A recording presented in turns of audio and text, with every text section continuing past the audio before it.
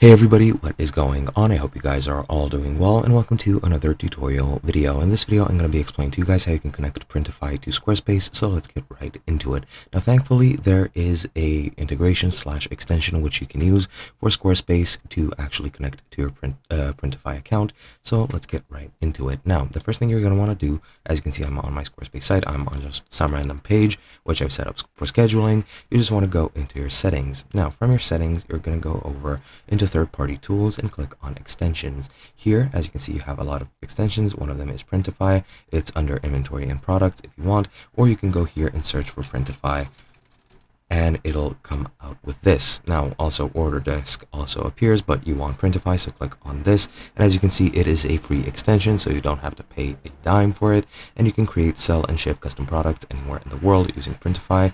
So click on that. And as you can see, you have all the about, the key features, and everything, as well as some pictures. And here you can see that you need to connect. So just click on connect, and it's going to take you over to Printify. Now it's going to take you over here, so I'm just going to go ahead and sign in with my Google account. So let me just go through this, and once you're signed in, it'll take you over to your account. And I haven't set up anything, for example, test store, why not? Click connect, and it's going to go over here, ask you to allow it, so just allow it. And now, as you can see, you're connected to a Squarespace store, and that's all you need to do. Hope you guys enjoyed, and I'll be seeing you guys in another video.